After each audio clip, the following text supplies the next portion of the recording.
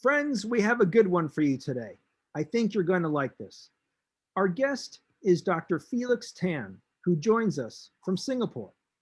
Dr. Felix Tan is currently with the Nanyang Technological University in Singapore. He graduated with a PhD in comparative politics with a focus on political Islam in Malaysia and Indonesia. He has taught modules on international relations, foreign policy analysis, modern Asia, as well as mass media in Asia. His areas of expertise cover the governance, politics, and history of Southeast Asia. Dr. Tan has recently co-authored a book entitled Unmasking Singapore's 2020 General Elections, COVID-19 and the Evolving Political Landscape. This book examines Singapore's elections amidst the global pandemic. Dr. Tan is a familiar face in the media landscape, providing commentaries on Singapore politics, US-ASEAN relations, as well as the recent Myanmar crisis. He is currently working on a new book on Myanmar, examining the political landscape and governance of the country over the last 10 years. I am pleased to have Dr. Tan with us. At last, I finally get to meet him. How are you, sir? I'm great. I'm doing great. Thank you very much, Ted. Well, thank you so much again. I wanted to start off with a question about Malaysia.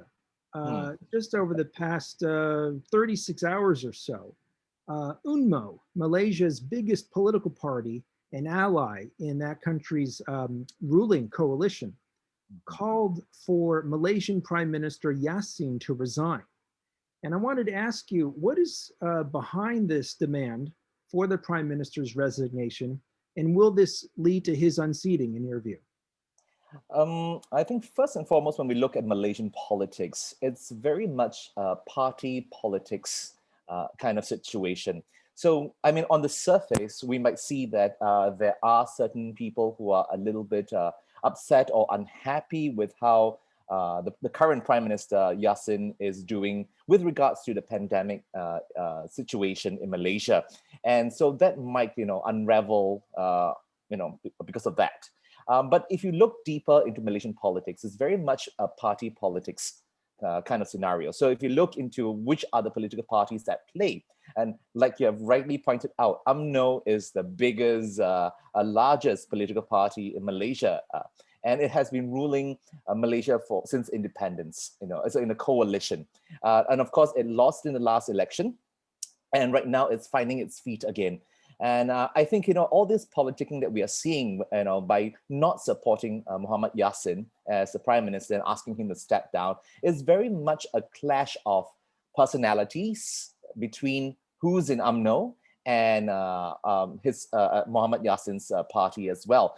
You got to understand that they all came from the same cloth, same party before, and that was collectively they were part of UMNO before Muhammad Yassin, Mahathir Mohamad split from UMNO. So, and that is the situation. They know each other very well. So it's about a play between personalities. We can realize that the other political parties are keeping rather low profile because they clearly see and they clearly feel that this is a clash between former friends. Yeah. Okay. A question about Indonesia. Indonesian President Joko Widodo, who is known as Jokowi, is currently serving his second 5-year term amid the COVID crisis, which has really morphed into a severe outbreak in recent weeks. How does the Indonesian public view Jokowi's handling of the pandemic? I think, to be fair to Jokowi, all across the world, I think a lot of countries, a lot of leaders are facing huge problems in trying to mitigate the pandemic. And I think Indonesia is no different. But also we have to come to understand that Jokowi was voted into power because of his experience as a businessman, and for the first time, or at least in one of those rare occasions, that the Indonesian actually voted for a businessman, instead of another military figure in Indonesian politics. So, how Indonesian would feel is to, for Jokowi to bring the economy back on speed, back on track again for Indonesia.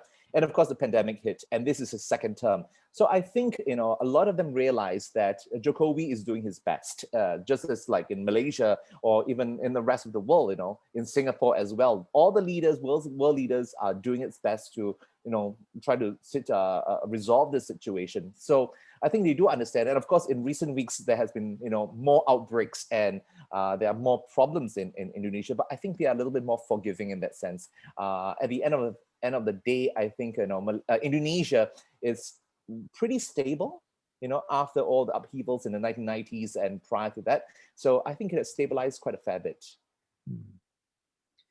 So Dr. Tan, you're a scholar in so many different fields, political Islam in Malaysia and Indonesia among them. And I wanted to get your take on something. What are we to make of the world's largest Muslim country, Indonesia, as well as its neighbor, Malaysia, refraining to speak out against the Chinese Communist Party's mistreatment of over 1 million Uyghur Muslims? What are we to make of that? What's going on? All right. I think first and foremost, we have to understand that Muslim or Islam in whether is it Malaysia or Indonesia, and especially so in Indonesia, is not monolithic. There is just no one face of Islam, within Indonesia. There are the moderates, there are the reformists, and of course, in some instances, there are the extremists in Indonesia. And the government has always been very secularist, for especially for Indonesia, although there are Islamic influence within the political level as well, but it's not that strong because of the moderate voices. So when it comes to issues on especially the Muslim in China or Xinjiang or Uyghurs, I think they'll take a more neutral standpoint, and that is one, because there is no and a flat-out agreement, amongst all Muslims as well. And if you're maintaining a country based on secularist ideas or ideals, and in Indonesia we have this thing called Pancasila. So it's one of the principles that they base the country on, and so that being the case, I think Indonesia is taking more of a middle ground. That's one point. Secondly, I think we have to understand that geopolitically speaking, China is very much part of Asia, and Indonesia and Malaysia is very part of that as well. So, and it's very hard to disagree with your biggest, largest, strongest neighbor over such an issue. Yes, I think there is always a diplomatic way of articulating their point of view with regards to the Uyghurs. But they will stop short of triggering any form of anger between such a big neighbor. And I think thirdly, if you look at investments, I think China's One Belt One Road investment into Southeast Asia is very, very strong, especially its Chinese investments in Indonesia has been rather strong as well. So I think, when it comes to this sort of issues, both Indonesia, Malaysia, and in fact, the rest of Southeast Asia are very, very careful. They will go through perhaps ASEAN rather than individual states voicing their concerns. So there's always a way of doing things, but I think they will rather avoid that sort of conflict or huge disagreement.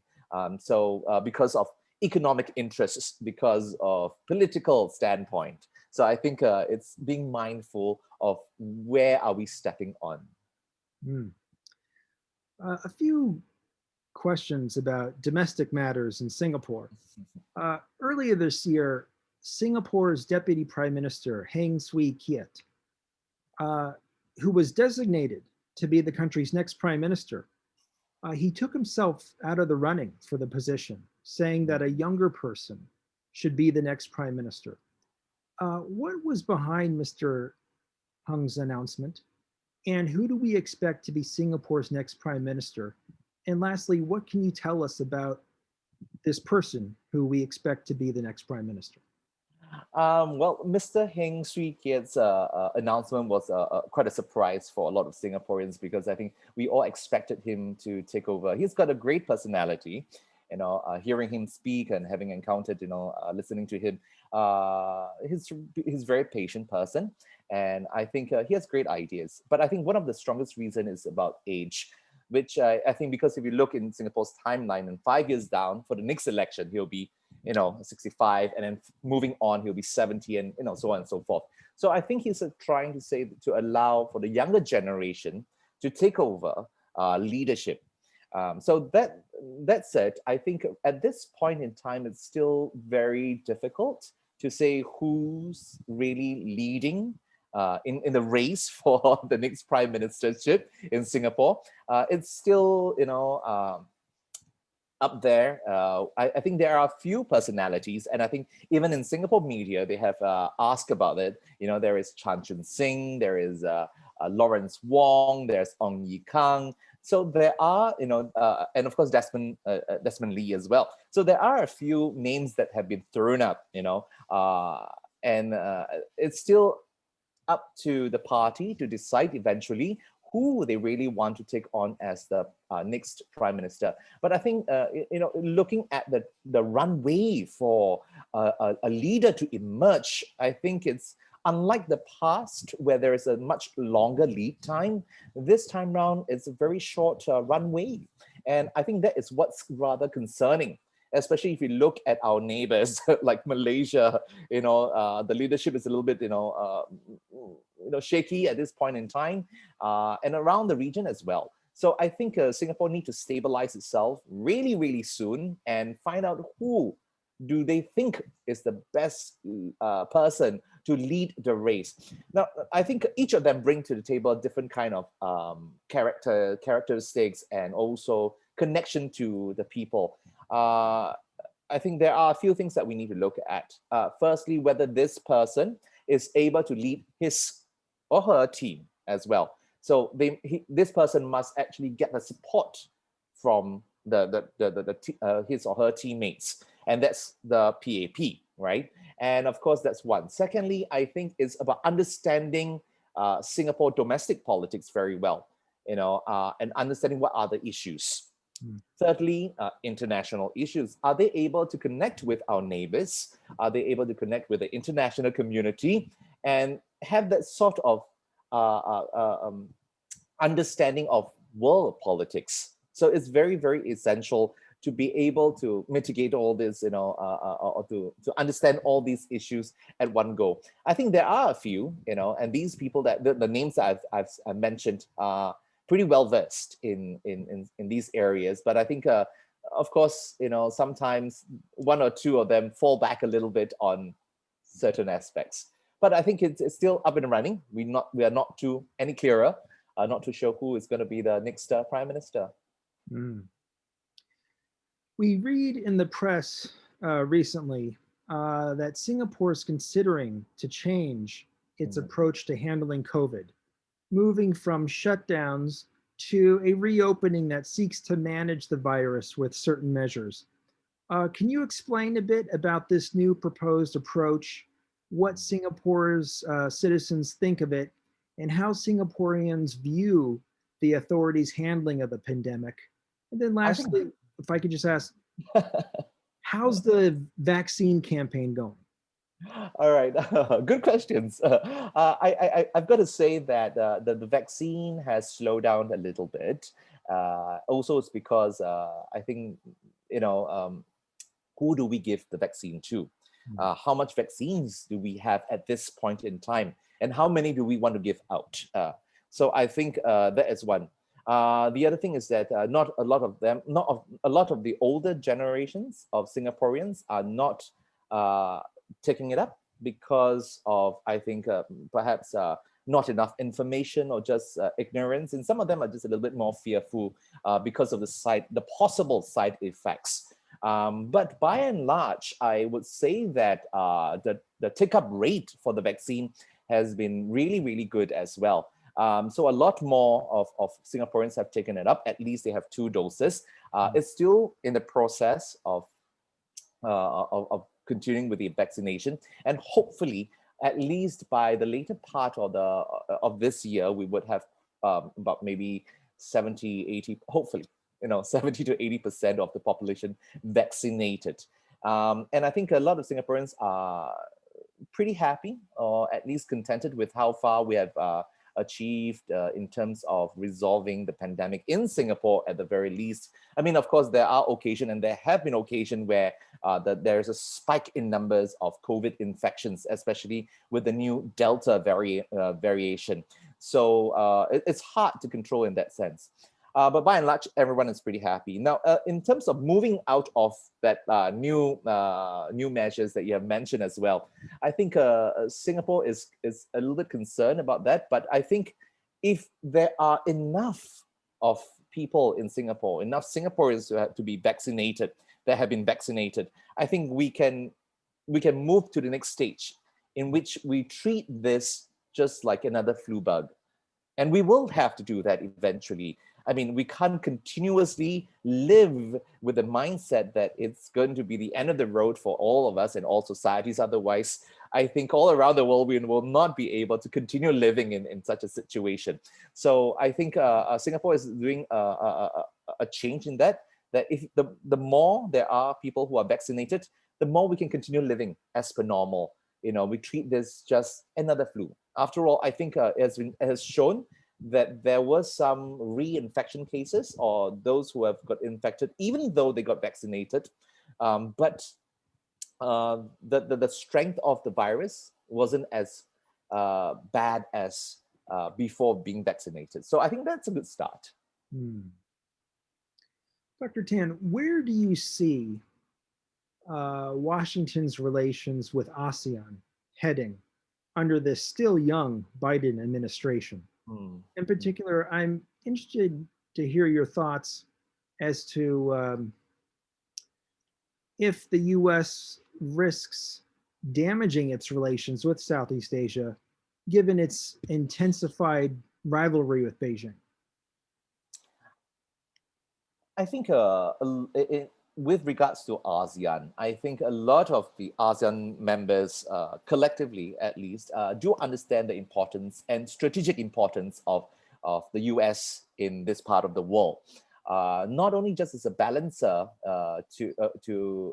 against China, the growing strength of China, but also to act also because of this long-term relationship that the US have with ASEAN. So I think we will still continue. Whether is it a Biden administration or whatever future administration that we might have, but ASEAN would still want to continue this relationship for good. So I think yes, there have been ups and downs in US-China relations, but in ASEAN it takes a very neutral approach. We won't want to get involved, and rightly so. That's between the two big powers, but we'll still continue our relations with the US. We'll still continue our relationship with China. So it's a separate entity. And we kind of strike a balance between the two.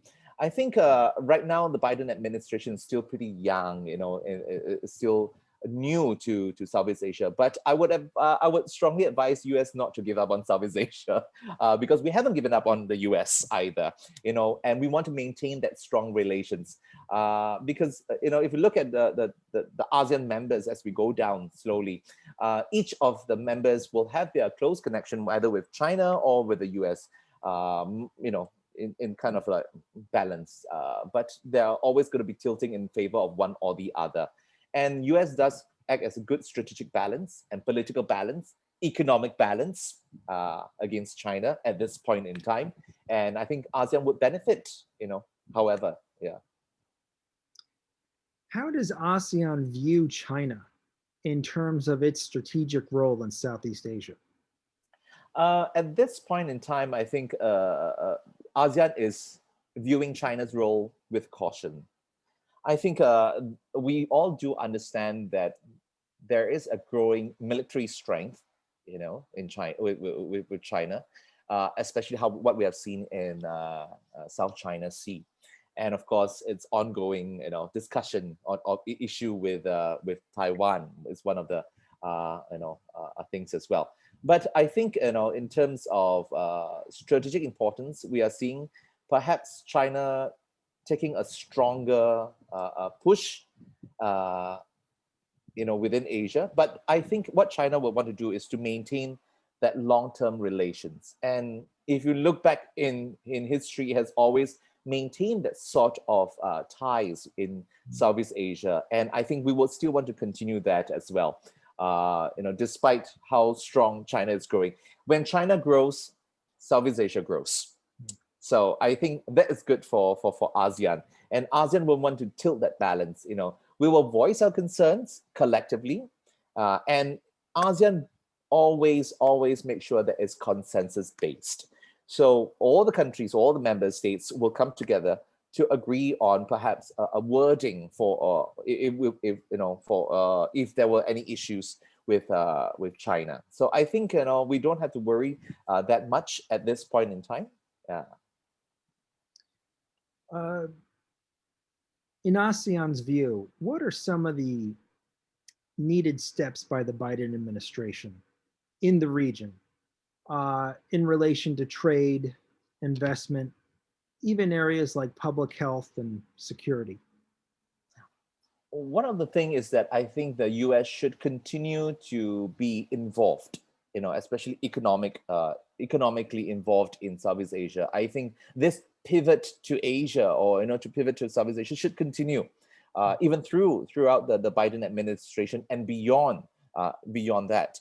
And it's important. I think it's investment in Vietnam, for example, investments in Singapore and in Thailand should continue as per normal, and in fact strengthening that sort of economic involvement, because we have to understand that Asia is not just China alone, and US would need to also understand that ASEAN plays a very, very important role. The stronger that ASEAN is, the stronger they will have as an ally for the US. So I think for US, the faster they realize that ASEAN is going to be a friend, and a friend in need is a friend indeed. So we will be there for the US, and continue to build on that good relationship with the US. In terms of trade, I think continue with that. But I think one of the things that ASEAN would fear is that when Americans or when US tends to, I don't know, push the boundaries a little bit, and that's when China will react, and then the ramification falls on ASEAN, and we'll start to shift our allegiance again. Yeah. How ought Mr. Biden's team handle relations with Myanmar after this year's coup? I would say that it has been a little bit slow, but I think it has a lot of obstacles that it's facing. For the US, firstly, it's a new administration, and that is they need to get on track what's been happening. I think also we have to understand that in the last 10 years in Myanmar, there was at least some level of democratization. And because of that, I think a lot of countries took advantage of the situation and just got a little bit more too relaxed, to dealing with Myanmar, thinking that, the military won't come back, again. So I think in terms of the US response was a little bit too slow, but I think right now it's catching up in terms of where they were targeting in terms of the sanctions, usually on the military. But I think one of the biggest obstacle is that with its it can do that much with its allies. There are still Russia, there is still China, there is still India, who will continue to support the Myanmar military junta. And that might create a lot of problems for the US, because the US can only do that much. And, it might not be that effective. The strategy might not be that effective against the military junta. Dr. Tan, as you know, China has long promoted its economic and political system as a legitimate alternative to the US-led rules-based international order, as we call it. As part of this, it has increasingly expanded its influence and set up its Belton Road initiative to create a new global economic and infrastructure network with China at its center. What has been ASEAN's experience with Belton Road? with One Belt and One Road, I think there are some ASEAN members that have taken it on seriously and are pretty happy with the negotiation that has gone on. For example, like in Cambodia, or even in Myanmar, or even in Thailand. So I think, but these are it's much easily to connect with China because of the land base. I think some of the other ASEAN members are a little bit more concerned with the One Belt One Road. For example, you've got Malaysia, which is, again, because of the political situation within Malaysia, the relationship with regards to One Belt One Road has been put on hold, and it's still, I mean, it's stable, but it's just put on hold for a time being. Similarly with Indonesia and also with the Philippines, and especially with the Philippines, you've got that issue of the South China Sea.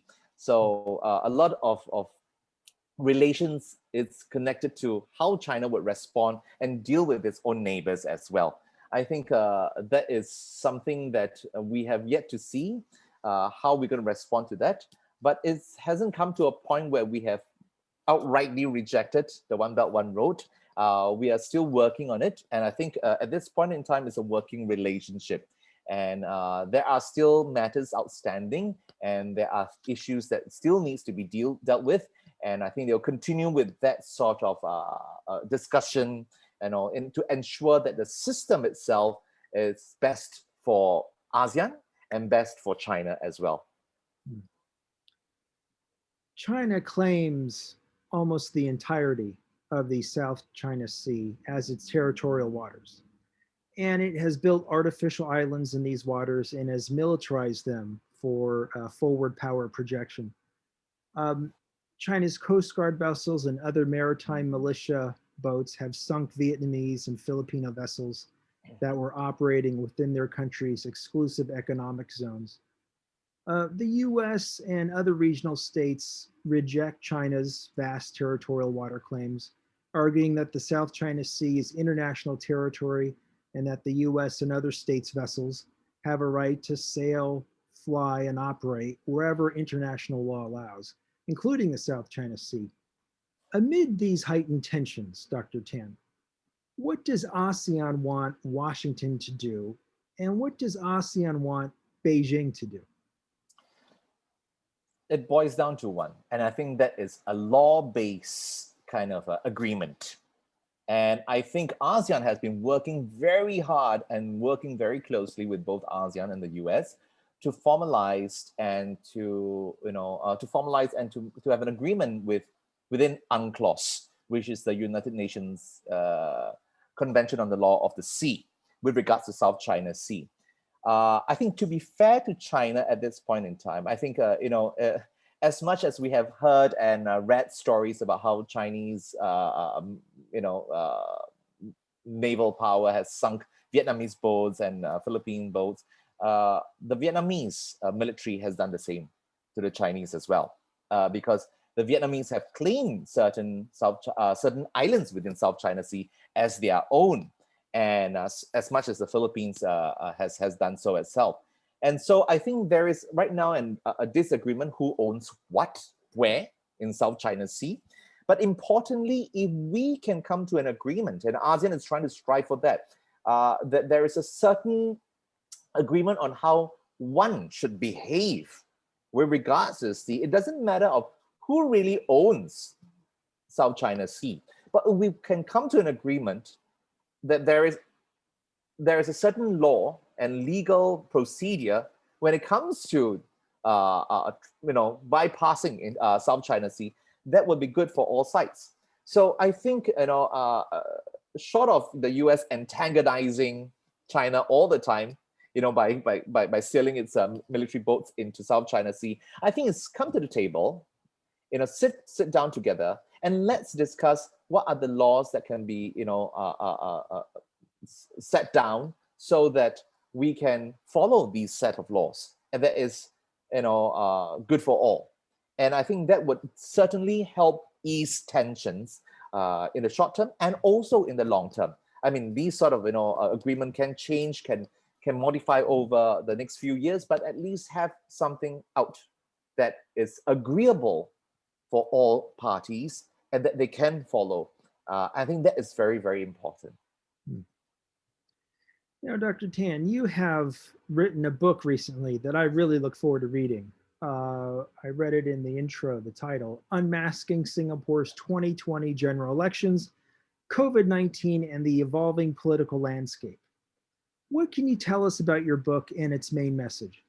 All right, let me get grab the book. There you go. That's the book that you're talking about. Fantastic. It's well. I think the main message over here is really it was a look at the election as compared with the previous elections in Singapore, and of course, it's in the middle of a pandemic, and so we are looking at how different it would be. What will the focus of the election be in this particular election as compared to the previous one? So there are a few earlier chapters that we all trace the political history of Singapore, the electoral history within in Singapore in the last few years. And then we look at what are some of the current issues that were dealt with in this. And I think one of the thing that we all touch on in this issue, besides COVID-19, which is a feature inside here, it's also on the issue of race and religion in Singapore, which has been coming to the fore in the past few months and of course the past year. And I think that is one of the issues that we all talked about. Whether it will figure prominently in the next election in about four years time, let's see how far and how the government has dealt with by then. But by and large, we have uncovered, it was quite a shock because last year's election saw a dip in the votes for the ruling party, although they still maintain the majority of seats in the parliament. The percentage of votes for them, what you called in the US the popular votes, have dropped by a huge margin, and that was quite a shocker when it comes to Singapore politics, because the popular vote has always swung in favor of the PAP. So, but this time around it has just dipped quite tremendously. And also another point inside this book is that the opposition party in Singapore, which usually lose in the elections, took one more constituencies. It's like, in the US, I would say that, they've grabbed Texas. The Democrats have grabbed Texas, for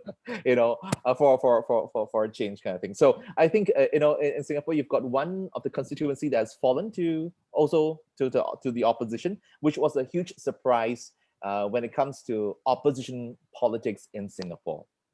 So this book touched on some of the issues that we saw in the last election, and pretty interesting change that we saw. I can't wait to read it.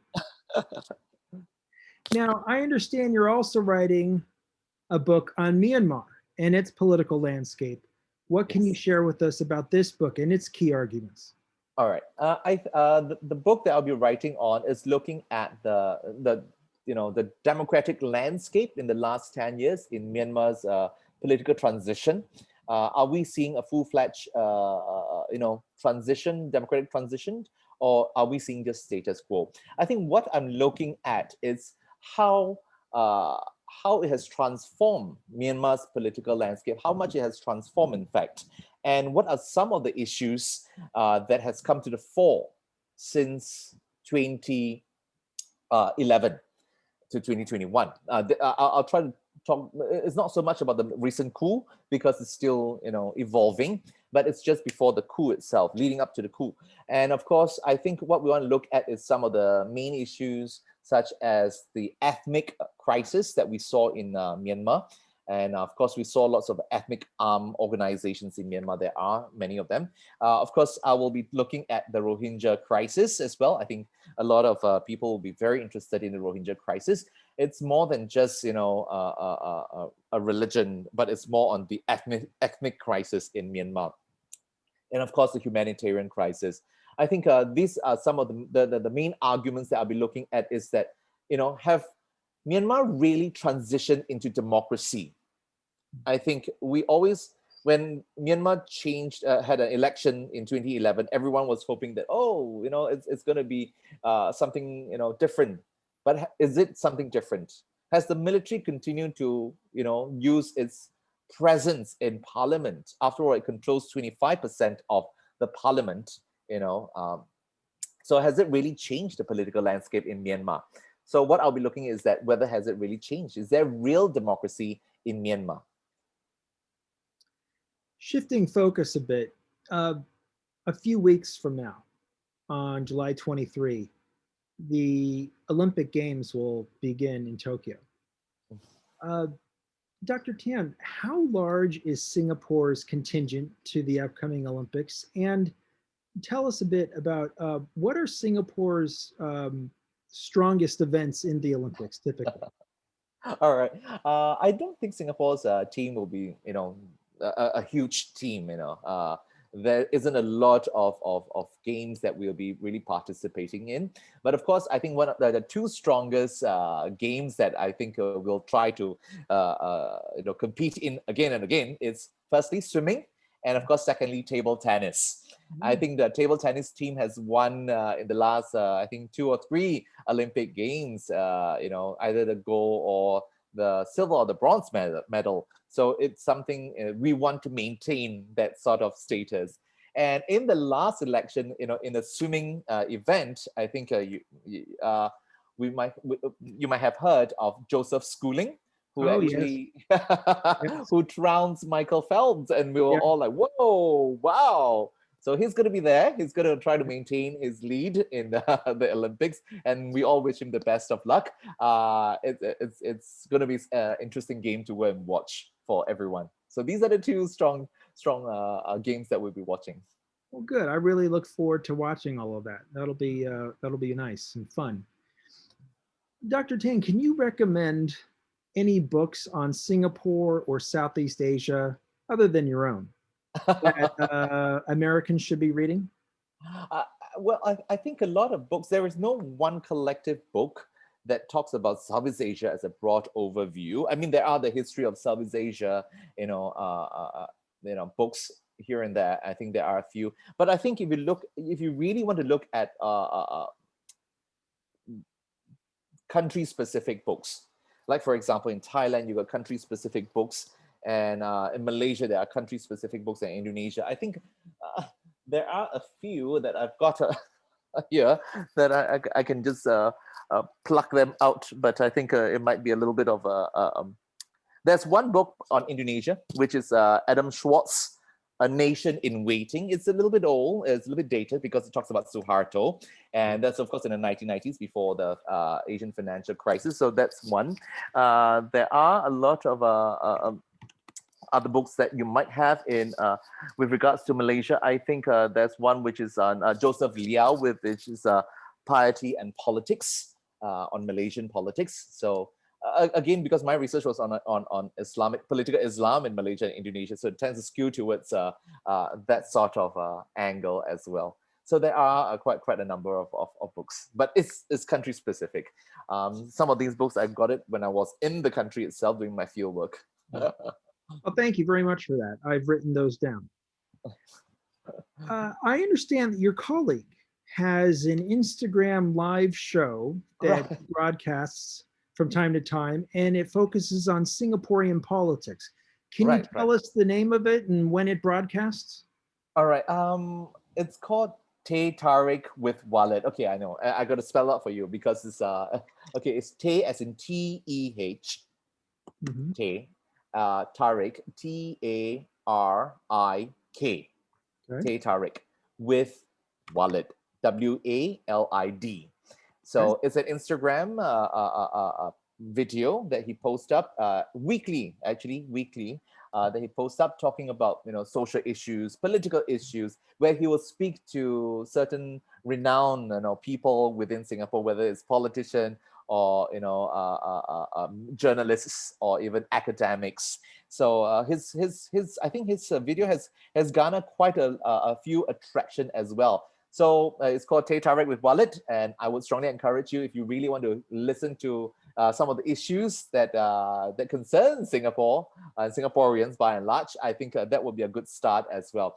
And just for a little info, Teh Tarik is just it's a drink that it's tea actually. So, okay. Yeah, Yeah, it's just in Malay. It's one of the language. Yeah. Well, I will check out that show. That's a good resource. Excellent. Now, Dr. Tan, once COVID is more under control, people will begin traveling abroad again. Americans among them will start visiting Singapore. Mm. I'm going to be on one of those first planes coming to Oh, your country. yes. So, what are a few hawker centers or restaurants in Singapore that you recommend for foreign visitors who are hungry?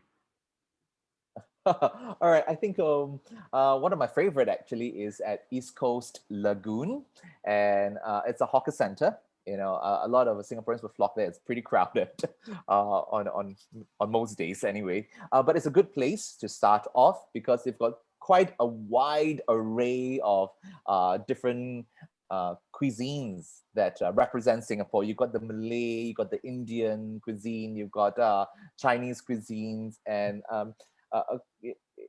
quite a lot of people would go there, flock there to have their meals as well. I think that's definitely one that I would highly recommend to go if you want to try out Singapore food by and large. I think there are other hawker centers and restaurants. I mean, if you want to go around in Singapore, but I think try to go to the outskirts or what we call suburbs of Singapore. Really, the neighborhood hawker centers, because I think if I do remember correctly, Singapore just got awarded as one of the UNESCO heritage for hawker food. I think, yeah. So our hawker food culture, it's a UNESCO heritage right now. So I think you might want to try all these places outside. Take the train, what we call the Mass Rapid Transit or MRT, and just go out to the outskirts there. You can actually Google online, like best local food in Singapore online, and they will show you where it is. Because there are so many of them, and you just got to take the trip down to travel to these places. But again, like I said, the good start will be East Coast Lagoon. You will need to drive there or take a Grab. Yeah. Yeah. Oh, good. Now, a follow-up question. What are 2 to 3 dishes that international visitors should try when they visit one of these hawker stalls? All right. Okay. If for me, I'll start off with Malay food, which is actually the satay, and I think that's my favorite. If you want to go to East Coast Lagoon, will have lots of that as well. And it's just a grill meat, sweet kind of grill sweet meat on sticks. So that's satay. Should try that. That's Malay food. Doesn't necessarily represent Malay cuisine by and large, but it's one of my favorite food that I will go for. I mean, there are lots of other Malay food that I will go for as well. Another one I would say prata. That's Indian cuisine. Or fish head curry, which is very uniquely Singapore. And that's a restaurant in Singapore. There's this place called Banana Leaf Apollo. That's one. That's one place that I frequent, at least for myself. It's just a personal choice. To some people, it might not be the best, but it's just a personal choice that I go for. It's just called Banana Leaf Apollo, and they serve a mean fish head curry, and it's this huge fish head with lots of flesh. Don't worry about it. I know to some people it's like, oh my god, I'm eating a fish head, but it's really it's pretty good. Okay. Another one for Chinese food I would go for is chili crab. And that's always, I think, a hot favorite for a lot of visitors, even for Singaporeans as well. And of course, by large, last but not least, actually, it's my own heritage, which is peranakan food. It's how we spell peranakan food is Peranakan, peranakan. Yeah, peranakan food.